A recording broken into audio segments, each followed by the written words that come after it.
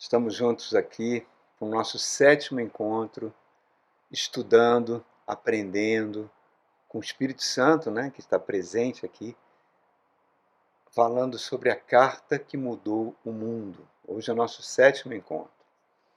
E eu quero começar com uma pergunta. Você já se perguntou por que Jesus Cristo era tão enfasivo, tão enfático em criticar, em condenar os religiosos da sua época? Repare, Jesus não condenava as prostitutas, Jesus não condenava a classe mais odiada do povo judeu, que eram os publicanos, que eram os corruptos da época. Jesus não condenava nem os romanos, pelo contrário, falou até bem de um centurião romano. Por que Jesus pegava tão pesado quanto com relação aos religiosos, com relação àquelas pessoas que se achavam santas, se achavam especiais? Por que Jesus tem o discurso mais implacável, chega a chamar eles de filhos do inferno? Fala que eles serão condenados, que eram os fariseus, a palavra fariseu significa separado, santo. E por que quando a gente entrar agora aqui em Romanos, no capítulo 1, primeiro no capítulo 2, o apóstolo Paulo está mostrando para a gente que existe um juízo de Deus com relação a essa classe de gente, essa classe de pessoas. Por quê? Então, essa terceira mensagem que nós estamos pregando sobre justiça, 2 em Romanos e uma que está no último vídeo que eu convido você a assistir, Os 3, e hoje nós vamos estar falando sobre o juízo de Deus, concluindo, ainda temos que falar mais 2 coisas, ainda não é uma conclusão. Falamos sobre o juízo de Deus é justo. Nós já abordamos o capítulo 2 de Romanos, do 1 ao verso 4, quando a gente falou que o juízo de Deus era inevitável.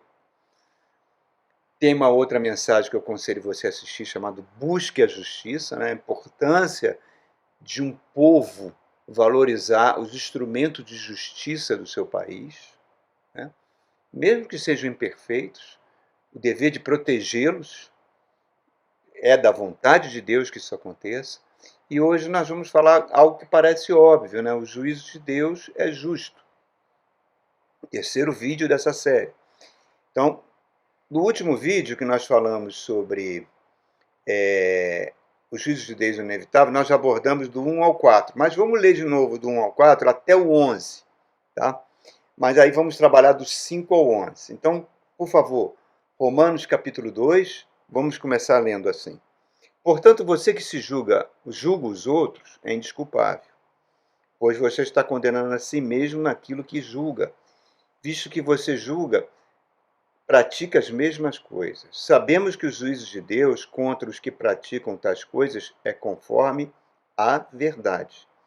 Assim, quando você, um simples homem, o julga, mas pratica as mesmas coisas, pensa que escapará do juízo de Deus? Isso nós trabalhamos na última vez, Ou será que você despreza as riquezas da sua bondade, tolerância e paciência, não reconhecendo que a bondade de Deus o leva ao arrependimento? Agora vamos dar seguimento a isso, Foi importante essa leitura inicial. Contudo, por causa da sua teimosia e do seu coração que não se arrepende, você está acumulando ira contra si mesmo, para o dia da ira de Deus, quando se revelará o seu justo julgamento. Deus retribuirá a cada um conforme o seu procedimento.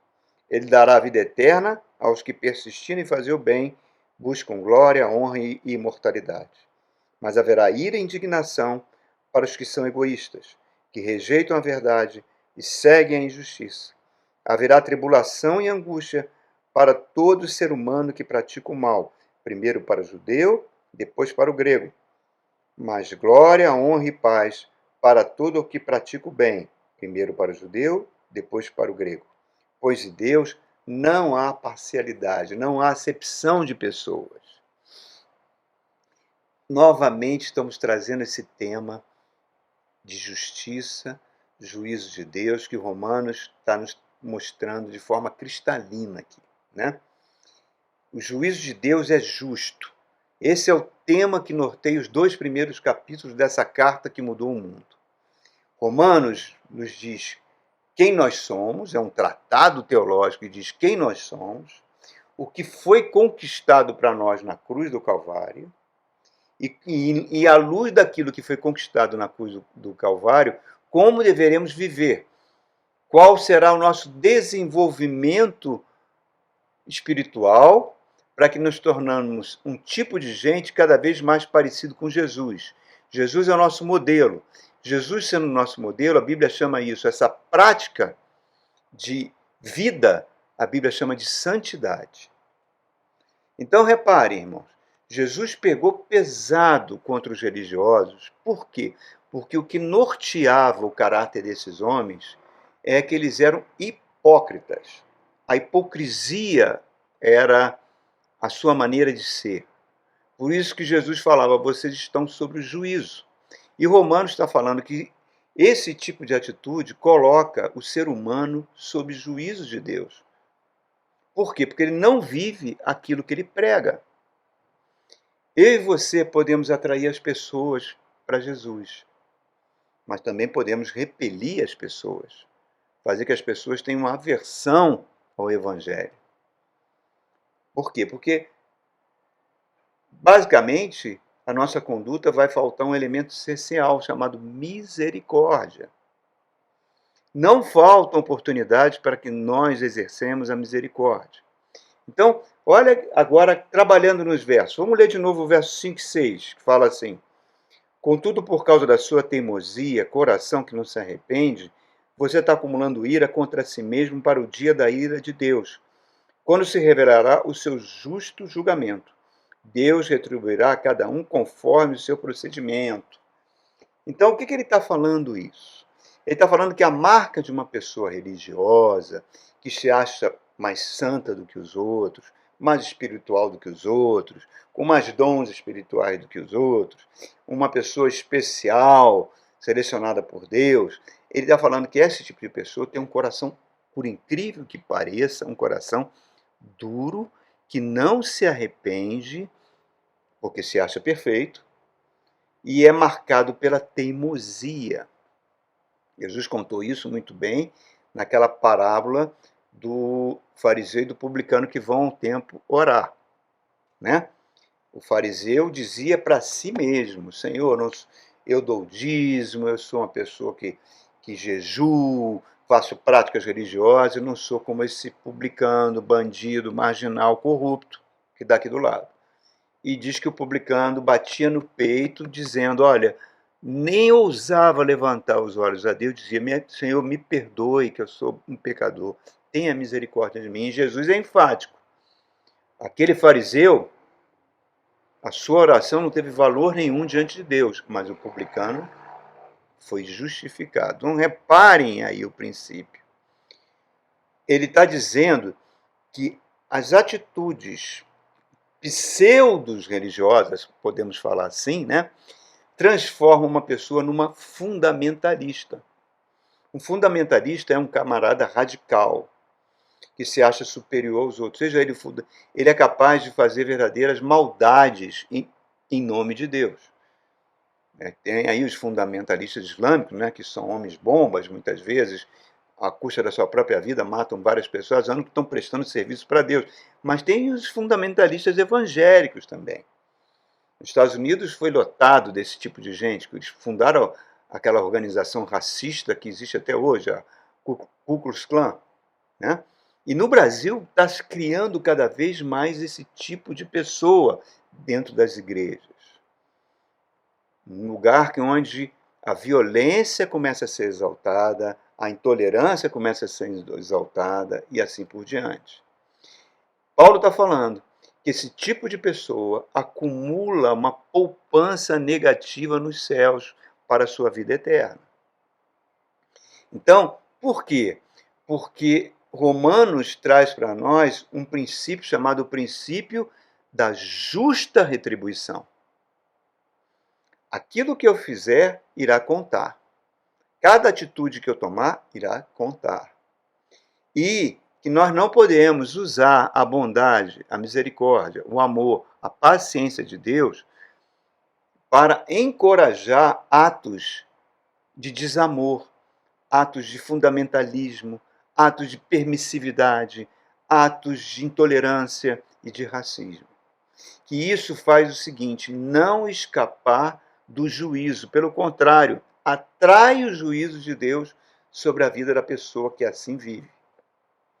E Romanos está sendo muito claro, nós iremos receber segundo frutos das nossas obras. Irmãos,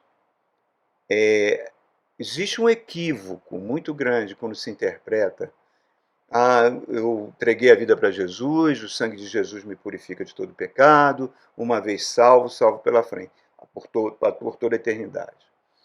Desde que, isso é verdade, desde que haja arrependimento no coração e mudança de vida. Jesus mesmo falou para aqueles judeus, quando que Pilatos tinha mandado matar e misturado o sangue do sacrifício ao sangue deles, e falou também sobre aquela torre de Siloé que desabou e matou várias pessoas. Jesus, vocês pensam que essas pessoas eram mais pecadoras que os demais por terem passado nisso? Não! Mas se vocês não se arrependerem, igualmente irão perecer. Então, reparem, irmãos, Jeremias 32 fala nisso. O Salmo 62 fala sobre isso, que Deus irá retribuir de acordo com as nossas obras. Jesus fala isso muito claro nos evangelhos, principalmente no evangelho de Mateus. Em Mateus 16 ele fala, quando Cristo voltar, junto com todos os anjos do seu Pai, certo? Ele irá recompensar as pessoas de acordo com seus feitos. Então reparem, irmãos, existe uma conexão entre cada gesto que a gente faz com aquilo que nós estamos preparando para a nossa vida eterna. Isso é um ponto que não é muito levado em consideração. E não adianta depois a gente usar isso, a desculpa, eu não sabia disso. Não, a gente não pode usar isso como desculpa. Porque a pregação do Evangelho, ela se baseia nisso, irmão.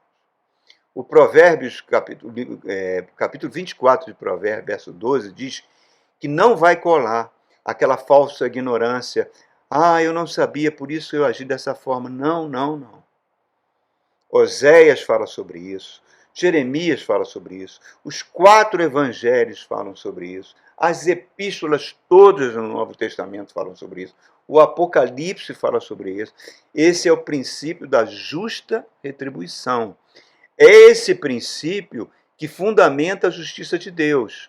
Porque se Deus não aplicar esse princípio, não é um Deus justo. E um Deus que não é justo é um demônio. Não é Deus. Deus se baseia no seu caráter que é justo e misericordioso, sim. Nós escapamos da justiça de Deus correndo para os seus braços de misericórdia. Estamos falando sobre isso. Mas isso pressupõe da nossa parte atitudes de arrependimento, de mudança de atitude. Reparem que Romanos 1, Romanos 2, principalmente Romanos 2, é endereçado ao povo de Deus, à igreja de Roma, pegando ali os judeus e pegando também os gregos que estão se convertendo ao Evangelho. Romanos 2 não está falando das pessoas do mundo. Está falando das pessoas que se dizem povo de Deus. A mim e a você. Vamos usar bastante lógica agora. Quero que você me acompanhe num pensamento lógico. Jesus Cristo é o meu Senhor e Salvador. Eu entreguei minha vida a Jesus. Então, ele é a segunda pessoa da Santíssima Trindade. Ele é o Filho do Deus vivo. Ele foi para aquela cruz, morreu por mim, ressuscitou ao terceiro dia, está sentado à direita do Pai, e onde há de vir julgar vivos e mortos. Essa é a minha fé. Esse é o arcabouço da minha fé. Correto? Correto. Então, por que eu estou nesse mundo? Por que eu ainda não morri e fui para o céu? Por que ainda estou fazendo nesse mundo? Jesus falou para Deus, Pai, não os tire do mundo. Por quê? Com que objetivo? Porque nós precisamos ser transformados à imagem do Filho de Deus. Para isso, Jesus enviou o Espírito Santo de Deus, a terceira pessoa da Santíssima Trindade, que tem a missão, duríssima missão, de nos transformar na imagem e semelhança do Filho de Deus. Aquilo que o apóstolo Paulo fala em Coríntios. Sede meus imitadores, como eu também sou de Cristo. Agora, como eu imito a Cristo? A Cristo, você pode entender como sendo um conjunto de princípios que envolve o seu caráter. O caráter de Cristo, que a Bíblia chama de mente de Cristo, né, é, digamos assim, a minha principal motivação para que eu me torne cada vez mais semelhante a Jesus. A fim de que, Romanos capítulo 8, a fim de que ele seja o primogênito dentre muitos irmãos.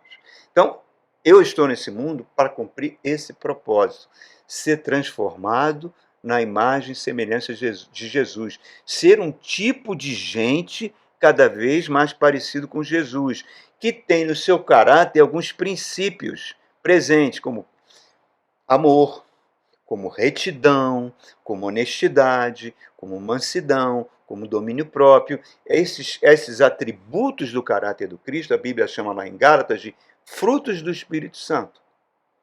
Então, qual é a missão da igreja? Apresentar Jesus para o seu povo, para o povo de Deus, pregar sobre Jesus e colocar que essa pregação toque no corações e mente das pessoas para que elas tenham como objetivo de vida se transformar e ser cada vez mais parecido com Jesus. Essa é a razão da existência da igreja.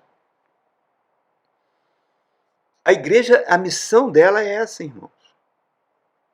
Então, quando a igreja começa a pregar mensagens sobre prosperidade, sobre venha para Jesus que você vai ter uma cura interior, uma cura física, ou você vai ter vitórias em Cristo. Repara, uma coisa lógica, claro que ninguém quer experimentar fracassos, humilhações, derrota. Ninguém vai acordar hoje, hoje eu estou doido para experimentar um fracasso, uma humilhação. Ninguém é assim, em seu são juízo, né? Mas Deus muitas vezes usa as experiências de derrotas, humilhações e fracassos para quebrantar a nossa natureza carnal para que a gente se pareça com Cristo. Mas não é isso que eu estou falando.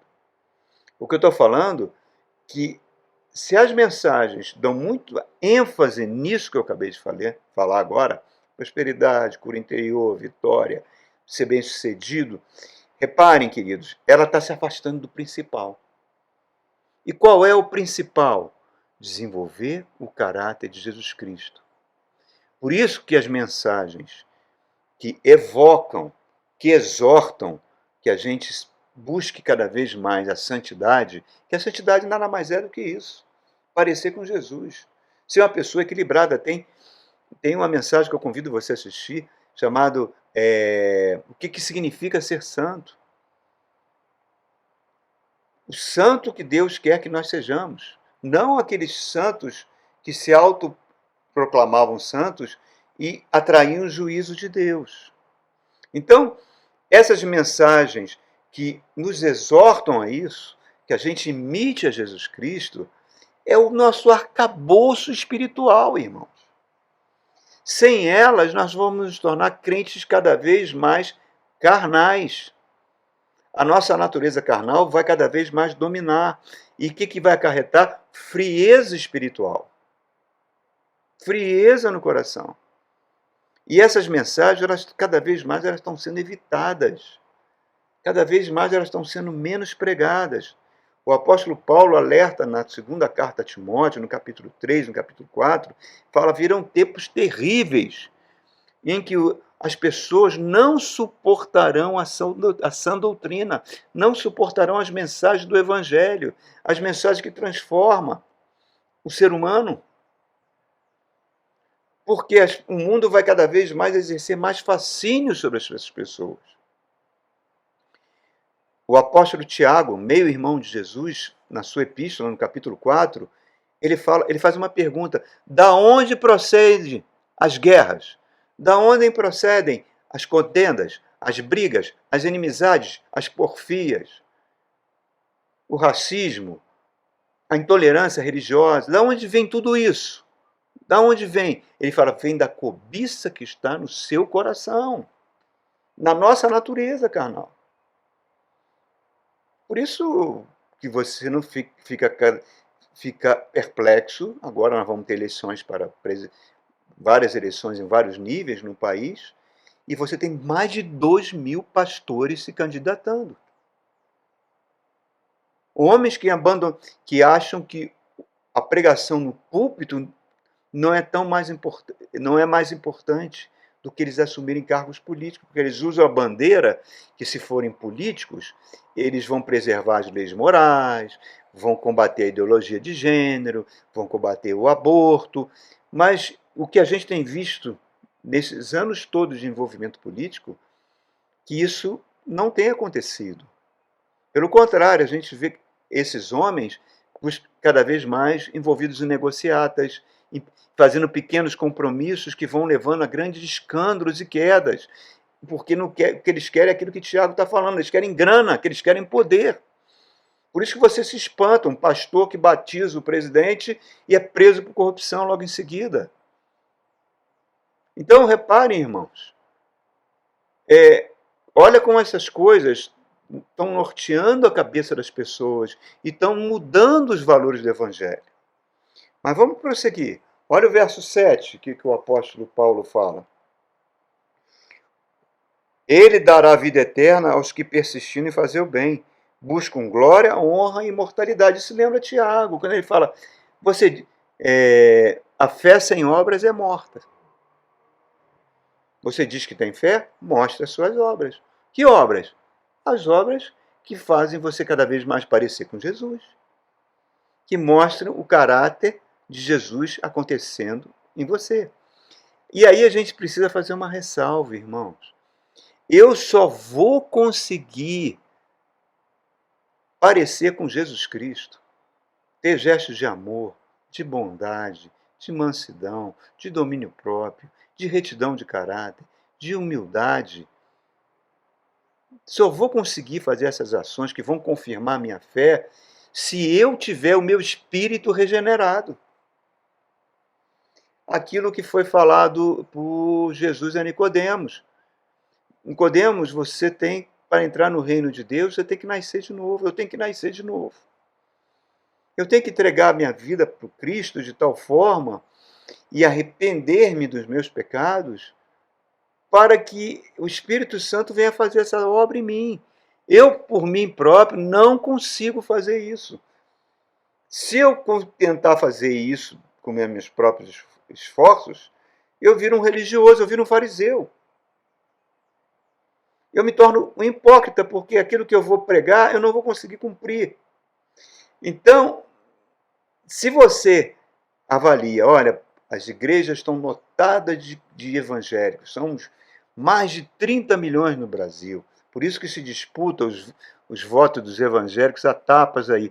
Será que esses 30 milhões, ou 40 milhões, ou 50 milhões, não importa, se essa multidão realmente nasceu de novo?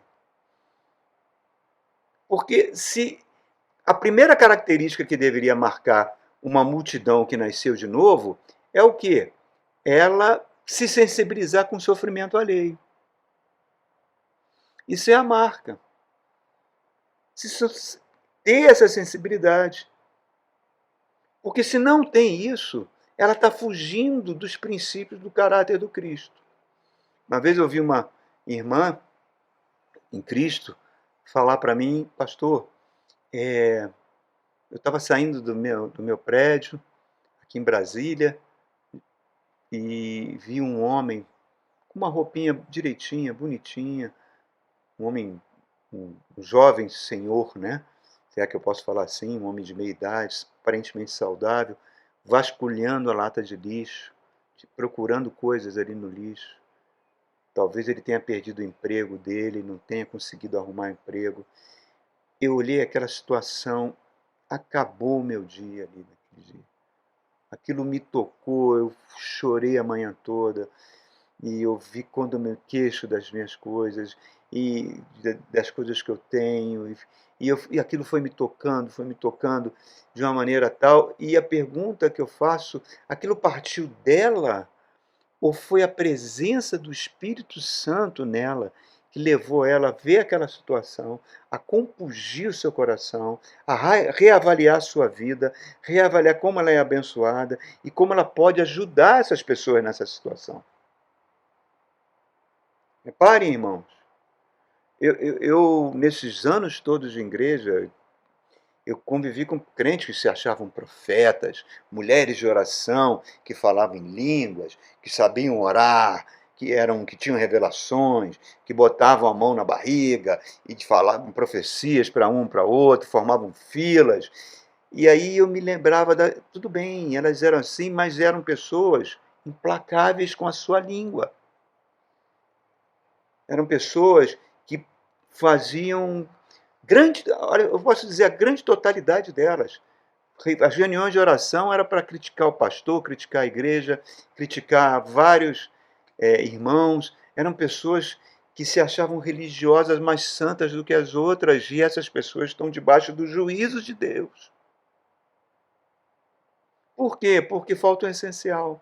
1 Coríntios capítulo 13 diz: ainda que eu tenha o dom de profetizar, ainda que eu conheça todos os mistérios de toda a ciência e tenha tamanha fé ao ponto de transportar montes, se eu não tiver amor, nada serei. Então, irmãos, repare como uma coisa está muito ligada. Na mente de Deus, o destino da humanidade, todo o destino da humanidade, que Deus quer que eu e você, todas as pessoas que estão na face da terra, a mente de Deus deseja que todos sejam salvos. Todos sejam salvos. Porque Deus amou o mundo de tal maneira que enviou o seu Filho amado, não para julgar o mundo, mas para que o mundo fosse salvo por intermédio dele. Então reparem, a vida eterna é Jesus Cristo. Ele fala: eu sou o caminho, a verdade e a vida. Ninguém vai ao Pai a não ser por mim. Então, Cristo veio com o objetivo de reconciliar o homem com Deus para que todos sejam salvos. Então, esse é o meu primeiro destino. Esse é o meu primeiro destino. Eu posso até abrir aqui o Evangelho de João rapidinho, no capítulo 17, e ler as palavras do próprio Cristo, quando ele diz no verso 3 o seguinte, ele fala assim, 17:3, esta é a vida eterna, que te conheçam, o único Deus verdadeiro, e a Jesus Cristo, a quem enviaste. A vida eterna é essa. Passa por Jesus.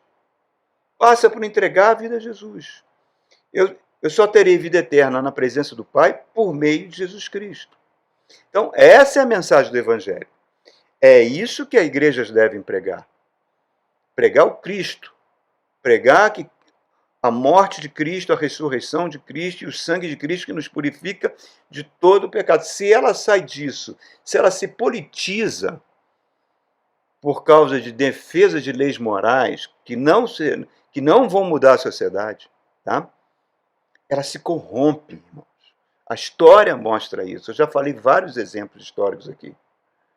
Certa feita, quando o evangelista Billy Graham estava levando multidões nas suas cruzadas evangelísticas pelo mundo, enchiam estádios, os dois partidos americanos, o Partido Democrata e o Partido Republicano, ambos os partidos tentaram convencer Billy Graham a se tornar candidato a presidente dos Estados Unidos, porque diziam que a vitória seria esmagadora.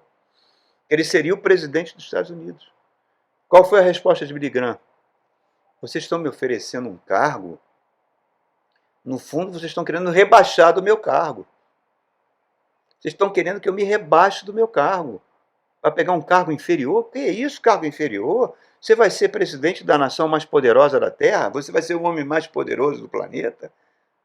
Ele falou, eu estaria me rebaixando se aceitasse isso. Por quê, Billy Graham? Porque eu recebi um cargo de Jesus Cristo para ser ministro do Evangelho. Se eu entrar na política, eu estou me rebaixando. Eu estou negando o meu chamado. Eu faço até uma pausa, irmão, para que você reflita junto comigo. Como isso é sério. Então, Paulo continua aqui no verso 8, falando o seguinte. Romanos 2,8, ele fala: mas haverá ira e indignação para os que são egoístas, que rejeitam a verdade e seguem a injustiça. Segundo destino. Então, o primeiro destino é a vida eterna, por meio de Jesus Cristo. O segundo destino, Paulo está falando, quem não for para esse destino, que é a vida eterna por meio de Jesus Cristo, vai sobrar ira e indignação. Por quê? Porque as pessoas são egoístas, só pensam no seu bem-estar, só pensam em si. E qual é a consequência de pessoas egoístas? Elas rejeitam a verdade. Em outras palavras, elas rejeitam a Jesus Cristo. Pastor, é possível que esses 40 milhões de evangélicos do Brasil estejam rejeitando a Jesus Cristo? O que você acha, irmão? Porque, olha só, eu estou usando apenas um discurso lógico. Se Jesus é um conjunto de princípios que tem no seu caráter bondade, misericórdia, mansidão, domínio próprio, e isso é o objetivo de vida nosso, nossa transformação, a palavra que venha nos transformar, né? Honestidade também, retidão. Se eu não aceito esse conjunto de princípios, Romanos está dizendo que eu sou um injusto, que eu estou debaixo da ira e da indignação de Deus, por mais religioso que eu seja, por mais que eu frequente a igreja todos os dias, por mais que eu faça vigílias e campanhas, se esses atributos do Cristo não são o meu objetivo de vida, não é o meu alvo de vida, prosseguir para o alvo que é Cristo, eu vou dizer uma coisa muito forte aqui, irmãos. Você não aceitou a Jesus Cristo como seu Salvador, porque você não nasceu de novo. Nascer de novo não é você falar em línguas. Nascer de novo não é você rodopiar. Nascer de novo não é ter visões e profecias. Não, nascer de novo é se tornar um tipo de gente melhor. É você vir para Jesus e ter alegria de vida. É você vir para Jesus e experimentar a alegria, a liberdade do Senhor. Eu, quando vim para Jesus, eu experimentei alegria. Eu me alegro quando eu vou à praia. Eu me alegro quando o Flamengo ganha. Eu me alegro quando eu ouço um jazz maravilhoso, uma bossa nova maravilhosa, uma música maravilhosa. Eu me alegro quando eu vejo um filme espetacular. Eu me alegro quando eu estou com meus netinhos, a gente se divertindo de montão. Eu me alegro quando eu sento com colegas e a gente bate um papo legal, num barzinho, conversando. Alegria da vida, alegria, alegria. E eu procuro o tempo todo me policiar para que essa natureza feia que tem dentro de mim não venha para fora. Então eu ainda sou uma pessoa extremamente longe, longe, longe, longe, longe, longe daquilo que Deus quer que eu seja. Sou um pecador, irmãos, que carece da misericórdia de Deus. Mas eu tenho como alvo buscar isso, buscar esse conjunto de atributos que tem em Cristo: amor, retidão, honestidade, mansidão. Senão eu não aceitei Jesus como Salvador. Então dá a impressão que essas pessoas que ungem armas, que destroem centros religiosos, que são intolerantes com outras religiões, que demonizam tudo que é aquilo que não, elas não creem, a impressão que dá é que elas aceitaram outro Jesus. Outro Jesus. Por quê? Porque não há transformação. Se não há transformação, elas estão se tornando pessoas religiosas. Isso é, porque se houvesse transformação, o Brasil estaria numa situação maravilhosa, irmãos. 50 milhões de evangélicos transformados, você não teria tanta injustiça social, tanta violência, tanta corrupção como a gente vem convivendo nesse país desde que eu nasci, e muito antes disso. Então, reparem comigo, pensem comigo, eu estou querendo que vocês pensem comigo. Paulo está dizendo, se isso não gerar em você uma transformação de vida, você se torna uma pessoa religiosa. E aí o religioso fica debaixo do impressionante derramar do juízo de Deus sobre a vida dele. Ira e indignação. Misericórdia. Eu me tornei um fariseu.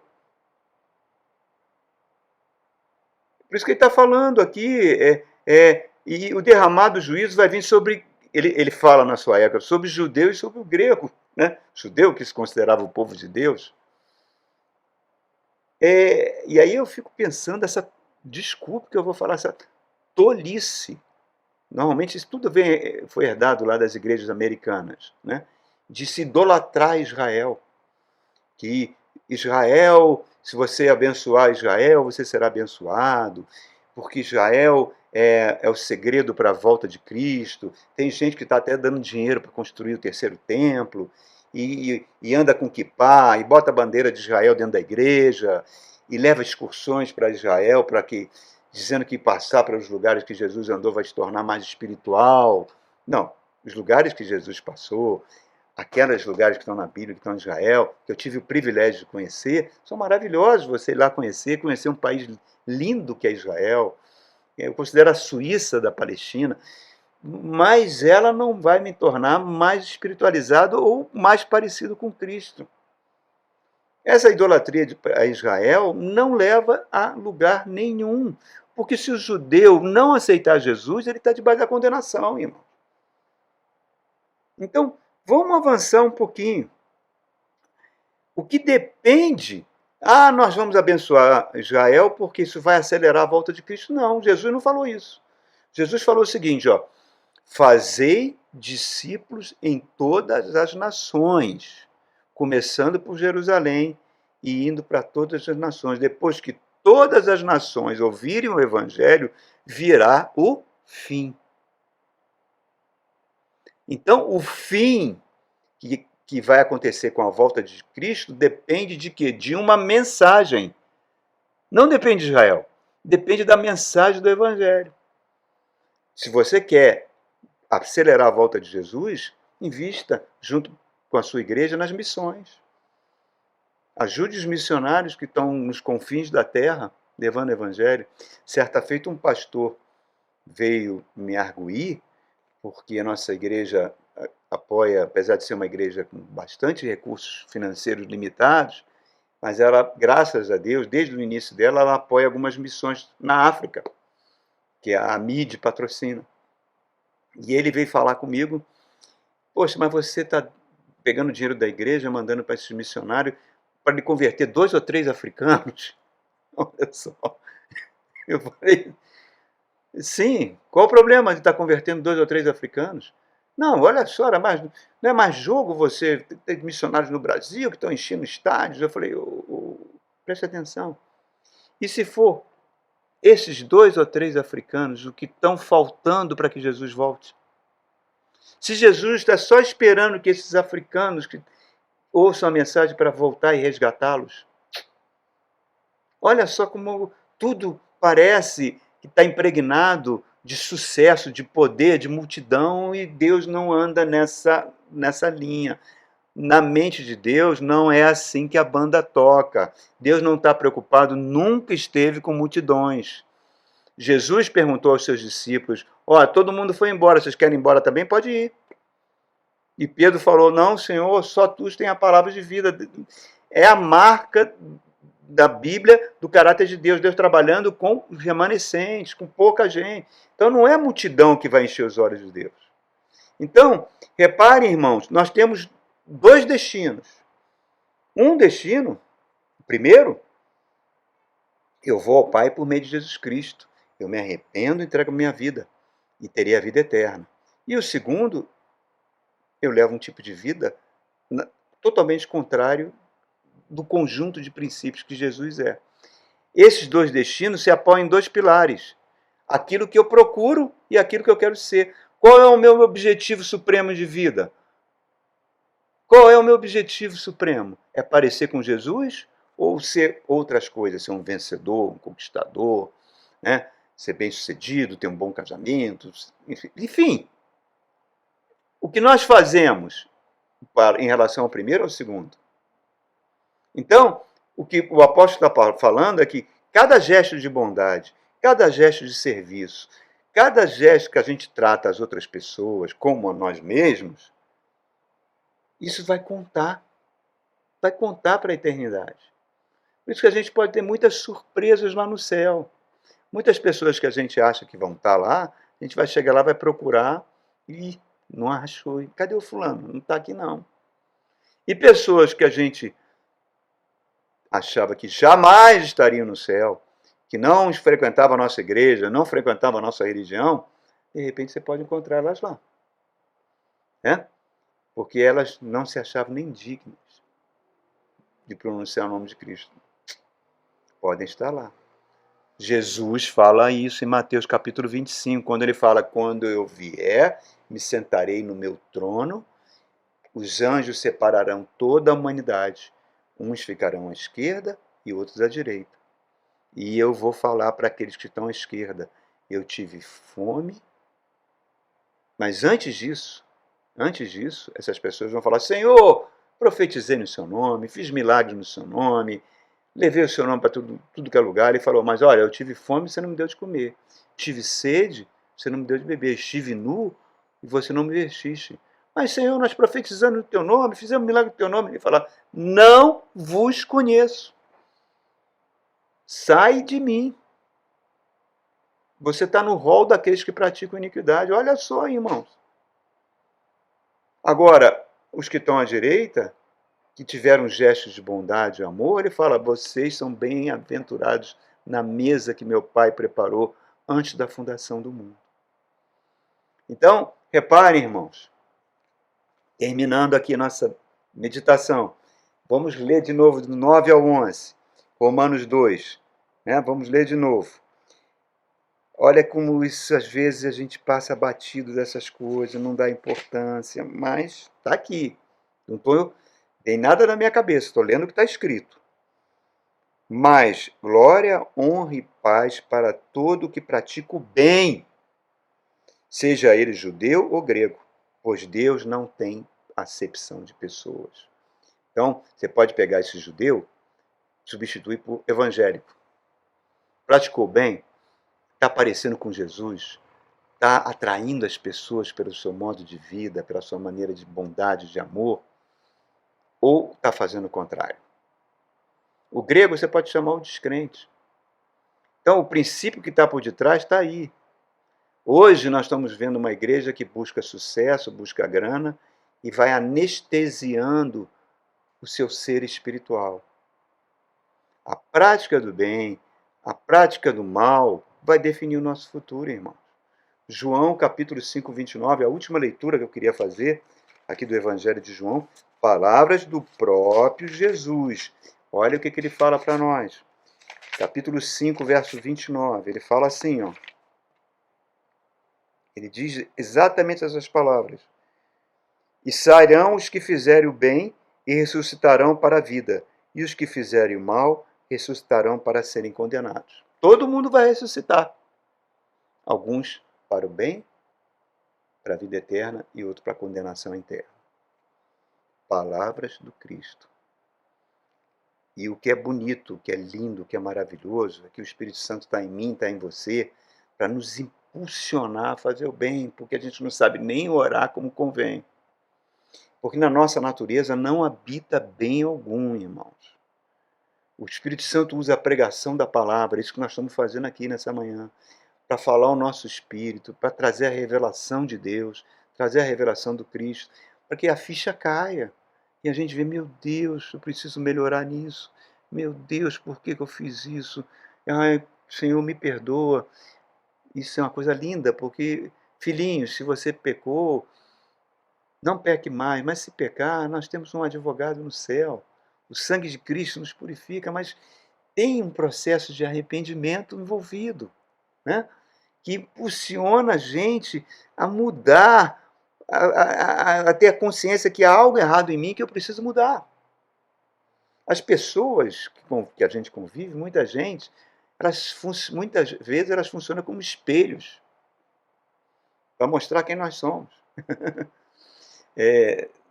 Vou dar um exemplo bobo aqui, um exemplo bobo. Eu estava no intervalo de de aula, e eu saí e fui numa lanchonete lá na universidade, tomar um suquinho de laranja, comer um bolinho de banana com passa, que eu amo. E eu sentei ali e pedi. A moça falou, mas a moça da lanchonete, acabou o bolinho. Eu falei, mas acabou? Por que acabou? Ah, porque acabou, porque botaram aqui, já vendeu tudo. Eu falei, mas. Aí eu falei, brincando com ela. Falei assim, mas se é o que mais vende, por que você não pede mais? Ah, porque vem a quantidade certa. Aí a outra funcionária olhou para mim e falou assim: o senhor é militar, não é não? Ou foi militar? Eu falei, é. Aí eu parei, olhei. Eu fui há mais de quase 25 anos atrás. Ah, tá, a gente vê isso. Eu falei, ih, meu Deus, aí eu brinquei, nossa, eu preciso ser liberto desse jeito. Por quê? Porque sai de mim. Não que eu tenha vergonha de ser militar, não, tem muita honra, tem muito orgulho. Mas esse jeitão, e às vezes de falar, que parece que você está dando ordens em todo mundo, é algo que a gente tem que policiar, irmãos. Eu tenho que me policiar disso. Porque isso não foi o caso ali, ela brincou, eu até brinquei também. Eu tenho muita alegria da minha, e gratidão para a formação militar que eu tive, mas tem hábitos, tem ranços que ficam na personalidade e que a gente trata as pessoas como se estivesse no quartel, às vezes. E não é por aí, irmão. Não é por aí. Não é, não é assim que Jesus tratava as pessoas. Então, quando aquilo falou, aquilo veio como um espelho. Eu falei, meu Deus, eu preciso melhorar a maneira de eu falar. Preciso. Preciso para que eu faça. E as pessoas olham, aí, você tem Jesus no coração, não tem? Não seria bem diferente. Claro, eu quero que isso saia de mim. Porque muitas vezes a gente se acha certo. Muitas vezes a gente se acha cheio da razão. E o Espírito Santo vem e fala, ou usa as pessoas, ou usa a pregação da palavra para dizer que não é assim. Não somos assim. De vez em quando ele vai lá, abre uma caixinha da nossa personalidade, uma caixinha de Pandora, e fala, olha o que você é. Meu Deus, a ficha cai. Você chora, você se sente até mal. Poxa, por que eu fiz isso? Por que eu agi assim? Mas isso é bom, porque isso vai nos transformando. O arrependimento vai mostrando quem nós somos. E a bondade tem que refletir, irmãos. Eu amo aquele capítulo 10 de Atos, que fala sobre aquele centurião Cornélio. Um centurião romano era um matador profissional. Era um guerreiro, um homem de guerra. E diz que um dia esse homem Cornélio está orando e, lembre-se, ele não era judeu. Aparece um anjo do Senhor e fala, Cornélio, as suas esmolas chegaram até o céu. Pega 2 soldados seus, mande a Jope, tem um homem lá orando chamado Pedro, peça para ele vir aqui que ele vai te revelar o caminho que é Jesus Cristo. E na casa de Cornélio, o Espírito Santo cai sobre todos, e ali foi o Pentecoste dos gentios. Por quê? Porque as esmolas de Cornélio chegaram até o céu. Aprenda, irmãos. Tudo que eu tenho de bom é o Espírito Santo que faz. Se eu revelo algum caráter, algum traço da personalidade de Cristo, bondade, mansidão, humildade, isso é fruto do Espírito que está sendo transmitido, porque o que nós somos, eu sei que os iluministas, que toda a antropologia humana vai detestar o que eu vou falar, porque o que nós somos é muito feio. Eu vi um testemunho há anos atrás, muitos anos atrás, de um músico que tocava na banda do Tim Maia. O Tim Maia tinha uma banda maravilhosa chamada Vitória Régia. E as músicas do Tim Maia eu amava aquelas músicas, aquele swing todo. E esse músico, ele conta o testemunho que ele cheirava muita cocaína, se drogava muito e acabou tendo uma overdose e acabou morrendo. Clinicamente ele morreu. E ele conta que ele foi parar no céu. na Jerusalém celestial. Ruas de ouro, aquilo tudo que a Bíblia descreve de maravilhoso no Apocalipse, né? E encontrou com Cristo lá. E ele estava tão extasiado, tão maravilhado, ele não se achava digno de nada daquilo que ele estava vendo. E Jesus falou para ele: olha, meu filho, você ainda não acabou o teu tempo, ainda não. Você vai voltar e vai continuar a sua missão. E ele começou a implorar a Jesus para não voltar, que ele tinha um estilo de vida totalmente desregado. Que o que ele viu ali, aquilo que olhos não viram, nem ouvidos ouviram, nem jamais entrou no coração humano, que aquilo não podia de forma alguma, de forma alguma. Tipo, por favor, Jesus, não deixa eu ficar longe disso. Mas Jesus, não, você tem que voltar. E ele começou a andar com Jesus, e de repente ele começou a sentir um cheiro horrível, horrível, assim como de um grande lixão a céu aberto. E ele virou: Senhor, ele ficou até sem graça, né? Mas chegou: Senhor, eu vou fazer uma pergunta aqui, seu testemunho dele. Da onde vinha esse cheiro horrível que eu estou sentindo aqui? Não vem do céu, mas está vindo de algum lugar. E Jesus: realmente, vem ver de onde vem. E Jesus levou ele para um lugar onde ele viu o planeta Terra todo. E Jesus falou para ele: esse cheiro que você está sentindo insuportável está vindo de lá, desse planeta, desse mundo. E que sabe que cheiro é esse? É o cheiro do pecado humano. Olha só, irmãos. Olha o que Jesus teve que passar na cruz do Calvário. Ele recebeu a sua agonia, que ele recebeu todo o pecado humano, toda a podridão humana, toda a maldade humana que eu e você temos sobre si mesmo. Isso é muito pior que a dor física. Mas o mais lindo disso é que o Espírito Santo está conosco para tirar tudo isso de nós, irmãos. E ele faz de uma maneira tão amorosa que ele faz de forma homeopática. Porque se ele mostrasse para a gente de uma forma muito abrupta quem nós realmente somos, a gente não ia suportar. Não ia suportar. Talvez até a gente cometer suicídio, irmãos. De tão feio o pecado é dentro de nós.